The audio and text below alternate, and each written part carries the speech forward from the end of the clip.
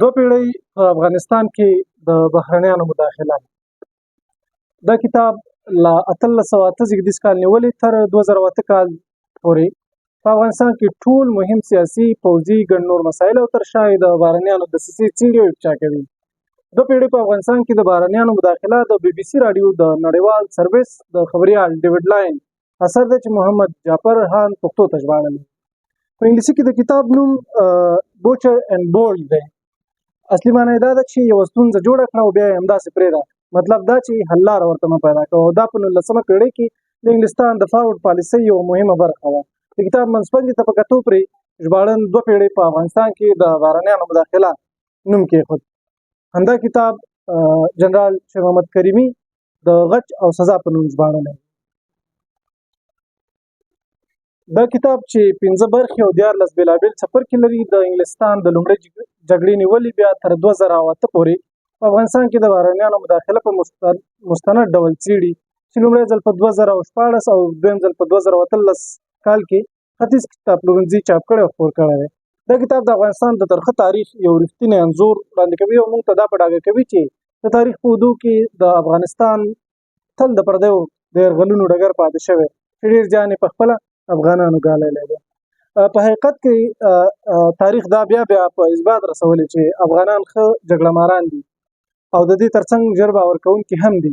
دا لومړی عادت دوی تل بوخت ساتي او دویم عادت دوی د کمزورۍ ټکی دی چې تل ترې بهرنیانو د دوی پر وړاندې کار اخیستی. نو راځئ په دې ویډیو کلیپ کې پرې خبرې کوو.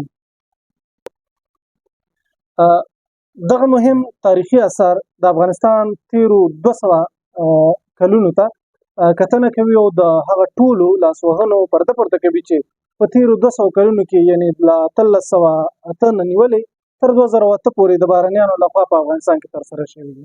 که لنډ ووایم، دوه پیړۍ په افغانستان کې د بهرنیانو مداخله کتاب د لوستو پر وخت لومړی ستاسو په ذهن کې څو پوښتنې پیدا کوي او د لوستو په جریان کې ستاسو پوښتنو ته ځواب هم درکوي. لومړی دا چې ولې افغانستان ته د نړیوالو سترګې وروړي، دوی څنګه راغلل، چا راوستل او څنګه لاړل. دا برخې خورا د پام وړ دي او دا را په ګوته کوي چې دلته هر یرغلګر زموږ ستاسو د خپلو په اشاره او مشوره د کور ګاونډ د خلکو په کومک راغلی او بیرته وتلی او تللی دی. کتاب کې دا هم لولو چې د دوی د راتګ موخه څه وه، دلته خپلو موخو ته ورسېدل که نه، او تر ټولو مهمه خبره پکې دا ده چې ولې یې افغانستان انتخاب کړ. په دې پوهېدل ډېر ضروري دي او کله چې تاسو په خپله دا کتاب لولئ نو بیا در معلومیږي چې دوی ولې غوښتل افغانستان باندې برید وکړي او یا دا چې څه اړ کړل چې دوی افغانستان ته راشي. یوه بله مهمه خبره پکې دا ده چې دوی ولې زموږ دوستان نه شول او موږ څنګه د بهرنیانو د سیالۍ ښکار شو. دا کتاب لوستل در سره پورته پوښتنو په ځوابولو کې مرسته کوي.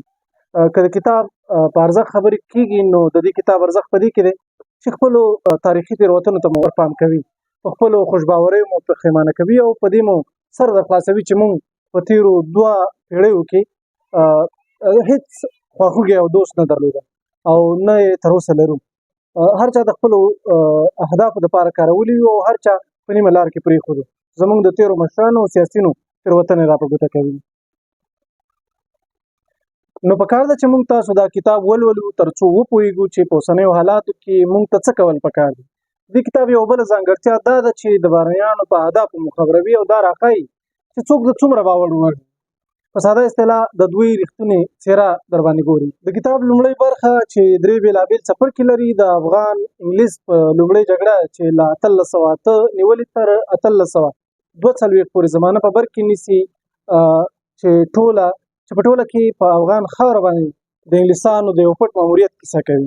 لیکوال لیکي چې د افغانانو خپلمنځي جګړو انګلیس او پارس په افغانستان کې ښکېل کړه چې په دوام یې د 19مې پیړۍ په لومړۍ لسیزه کې په افغانستان کې روانو خپلمنځي اختلافاتو د تهران د ګټو خوندیتوب او په افغانستان کې مداخلې ته لاره هواره کړه. لیکوال کاږي چې په افغانستان کې څومره یرغلونه شوي دي داخلي عوامل پکې ډېره ونډه لري. د کتاب لومړۍ برخه همداشان د افغان امیرانو په کورني او سیاسي ژوند واک ته په رسېدو او پرځېدو د افغان امیرینو خپلمنځي اختلافاتو، ناپوهۍ او ناسنجول شوو پرېکړو راڅرخي او همدې کشمکش تل بهرنیانو ته په افغانستان کې د مداخلې زمینه برابره کړې ده. د کتاب دویمه برخه چې دوه بېلابېل څپرکي لري. د افغان انګلیس په دویمه جګړه 1842 څخه نیولې تر 1880 پورې زمانه په بر کې نیسي. په دې برخه کې لیکوال د افغان انګلیس په دویمه جګړې سربېره د افغان واکدارانو په خپلمنځي شخړو چې څنګه د یو بل په ضد د انګریزانو مرستې ته سترګې نیولې وي بحث کوي. همداشان د هغه هیوادونو په اړه هم غږېدلی چې د افغانستان د بهرنۍ پالیسۍ د کنټرول ترڅنګ یې په ټوله کې افغانستان نه د یوې خایلې سیمې یا بفر زون په توګه استفاده کول غوښتل. لیکوال زیاتوي چې په افغانستان کې د روسیې په ضد جګړه د دین او اسلام جګړه نه وه، بلکې د روسیې د چټکې سوداګرۍ په ضد جګړه وه چې مخه یې ونیسي. په دې برخه کې بله د پام وړ موضوع د افغان امیرینو سره د بېلابېلو تړونونو او د هغې په ګټه او تاوان ناڅرخي. او دلته دا هم لولو چې څنګه د څو افراطي کسانو د لاسه هر یرغلګر ټول پښتون بېلټ تر اور لاندې نیولی دی. په دویمه برخه کې دا هم لولو چې څنګه افغانستان د بهرنیانو د مداخلې او جنګ په میدان بدل شو، او لا هم هڅه کېږي چې د بېلابېلو لاملونو ترڅنګ یو لامل زموږ ستاسو ناپوهي ده او بلې په دیني او عقیدوي کیسو د سر نه خلاصون دی. د کتاب دریمه برخه چې درې بېلابېل څپرکي لري د افغان انګلیس د درېیمې جګړې ترڅنګ د امیر عبدالرحمن خان په واکمنۍ افغان اصلاحاتو د نوموړي د واکمنۍ په اوږدو کې د بېلابېلو جګړو چې په پیله کې د ډیورنډ کرغېړنه کرښه رامنځته شوه چې د وخت په تېرېدو یې خورا ډېرې ستونزې وزېږولې. د افغان واکمنانو سره د انګلیس د بېلابېلو تړونونو لکه ګندمک، لاغي او چې له مخې انګریزانو د افغانستان د بهرنۍ پالیسۍ په مخ وړو کې رول درلوده بحث شوی دی. او همداشان د قبایلي سیمو او د قومي جوړښتونو په اړه غږېدلی چې د بهرنیانو له کومو لارو چارو څخه استفاده وکړه چې قبایل کنټرول او د یو بل په ضد وکاروي. دریمه برخه د نورو معلوماتو ترڅنګ د افغان واکمنانو خپلمنځي شخړو باندې راڅرخي.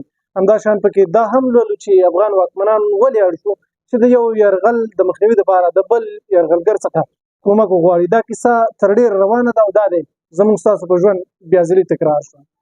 دلته دا هم لولو چې په افغانستان کې جګړو ته له کومو لارو چارو څخه کار اخیستل شوی او په کومه او په کور دننه څنګه خونړیو جګړو ته زمینه برابر شوې. او دردونکې دا ده چې هر امیر د خپلې کورنۍ یو غړي ورور او زوی ستونزې پیدا کړي دي او د حکومت چپه کولو ته یې اوږه ورکړې ده. مثلا د حبیب الله خان ورور نصر الله خان د هغه د سلطنت پر مهال یو دوامدار او ثابت ګواښ بلل کېده. څلورمه برخه د شوروي په اشغال او انقلاب راڅرخي چې د کومې اړتیا له مخې روسیې په افغانستان یرغل وکړ. د لیکوال په وینا د شوروي اتحاد سیاسي مشرانو پرته له دې چې د افغانانو دیني، سیاسي او ملي ځانګړتیاو ته پاملرنه وکړي افغانستان ته خپل پوځونه راواستول چې په نتیجه کې د افغانستان کورنیو جګړو ته لار هواره کړه. په دې برخه کې دا هم لولو چې د افغان واکدارانو له منځه څوک هېواد ته وفادار او څوک غدار. د دې برخې د لوستو پر مهال پوهېږو چې چا څه وکړل او د چا په خوښه او غوښتنه یې وکړل. همداشان پکې د نورو جګړه مارانو ترڅنګ د حکمتیار په اړه لیکي چې نوموړی په افغانستان کې د افراطیت د څپې لومړنی کس و چې د وخت د حکومت په ضد له ډیورنډ کرښې تېر شو او د داود خان په ضد یې جګړه پیل کړه. د ډیورنډ کرښې د 20مې پېړۍ په وروستیو کې خپلو دواړو غاړو ته هغومره ستونزې وزېږولې چې 2 پېړۍ وړاندې یې زېږولې وې. د داود خان د حکومت او سیاسي هلو ځلو ترڅنګ د تاریخي سیاسي ژوند ته کتنه کړې او زیاتوي چې دا ترک و چې د منځنۍ اسیا سرتېرو ته په افغانستان ته د راتګ زمینه برابره کړه.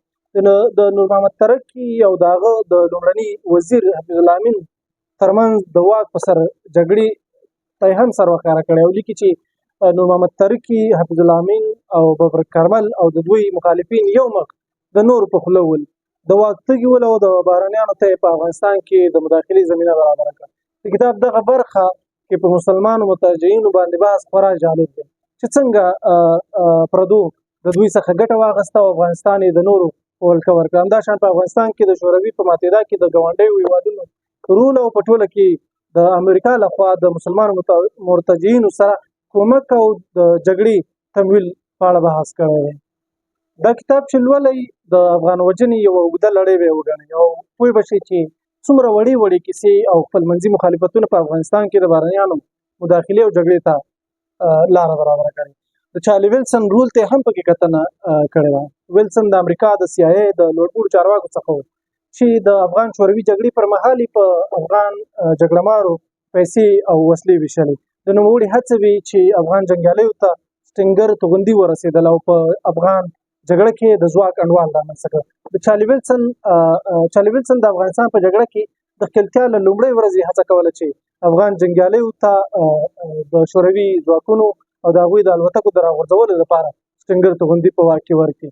په افغان شوروي جګړه کې لیکوال د چین رول ته هم لنډه کتنه کړې او لیکي چې په افغانستان کې او د افغانستان په پخوانیو جګړو کې د چین رول فوق‌العاده و. د AK 47 ډوله وسلې له چین څخه افغانستان ته راتللې او په جګړه کې کارول کېدې.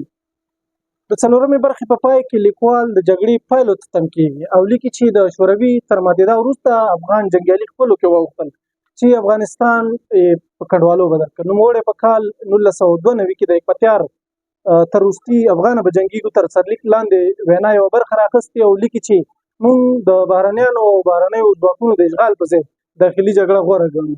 په جګړه کې د نوموړي رول ته یې ډېر پام کړی دی او زیاتوي چې نړیوال د بېلابېلو لارو څخه په استفادې شوروي ته ماته ورکړه چې په دغه لارو چارو کې د اسلام څخه د سیاسي استفادې برخه ډېره ځواکمنه وه. پنځمه برخه په افغانستان کې د امریکا د برید مخکې د طالبانو راټوکېده واک ته د رسېدو حکومتولۍ او د دوی د اداري سیستم جوړښت ترڅنګ په سیمه ییزه او نړیواله کچه د دوی ډیپلوماسۍ او سیاست ته کتنه کوي. د افغان شوروي له جګړې وروسته د افغان جنګیالیو خپلمنځي جګړو سیاسي تشې ظلمونو د لویو لارو په اوږدو کې پاټکونو د افغان ولس ژوند وترک کړی و چې د ملا عمر په مشرۍ یوه ډله ځایي خلک د افغان جنګیالیو په ضد راپورته شو چې وروسته په یو منظم تحریک او د خپلې مبارزې په اوږدو کې په اسلامي امارت واوښته. دا جوړښت څه ډول و؟ ولې ونه توانېدل چې په سمه توګه حکومتي چارې مخته یوسي؟ د دوی په لومړۍ او لنډه دوره د 5مې برخې په 12م څپرکي کې د دوی په وړاندې په کورنیو او سیمه ییزو او نړیوالو ستونزو بحث د پام وړ دی. د طالبانو د جګړې په پایله کې د کابل تر سقوط وروسته یوازې پاکستان، سعودي عربستان او متحده عرب اماراتو د طالبانو نظام په رسمیت وپېژنده او طالبانو ونه شو کړی چې نور نړۍ قانع کړي چې د هغوی حکومت په رسمیت وپېژني. د ملګرو ملتونو سازمان له طالبانو سره د خبرو هڅه وکړه او خپل منشور او تګلارې د پښتو ژباړه یې ول ورکړه تر څو دوی ته ووایي چې یو حکومت باید څه ډول وي. په 5مه برخه کې لیکوال د امریکا په مشرۍ د طالبانو د حکومت د ړنګېدو او د کرزي په مشرۍ د جمهوري نظام رامنځته کېدو او په دې اړه عمومي معلومات ترڅنګ یې کشمیر ته هم سر وښکاره کړی او په دغه هېواد کې د هند او پاکستان ترمنځ د جګړه ییزو هلو ځلو پرده پورته کړې ده. خلاصه دا چې سیمه ییزو او کورنیو ستونزو د واک او ځواک تندې په افغانستان کې بهرنیانو ته د مداخلې زمینه برابره کړې ده. او اخري خبره ده چې زمونږ په وطن یرغلونه زمونږ د ناپوهۍ او خوشباورۍ وجه ده او تل موږ د دغې دوو برخو څخه ځورېدلي یو. د دې کتاب د لوستو ګټه به څه وي؟ دا کتاب 2 پیړۍ په افغانستان کې د بهرنیانو مداخله به در زده کړي چې موږ ولې بیا ناکام شو، وطن مو ولې په سقوط پسې سقوط شو، څوک د دې وطن د بربادۍ لامل و، دښمنان مو څوک و او دوستان مو څوک و، تر کومه به د جګړو قربانیان وو، افغانستان د بربادۍ لاملونه څه دي، همداشان وطن به د اوسني ګردابه څنګه راوځي، دلته شوي جګړې دیني وي او سیاسي او استخباراتي، مونږ تاسو باید څه وکړو. زما اخري پیغام به دا وي چې مونږ تاسو او زمونږ راتلونکي سیاسي مشران باید له تیر تاریخ څخه زده کړه وکړو او په راتلونکي کې هغه تېروتنې چې پخوانیو مشرانو کړي مونږ تکرار نه کړو.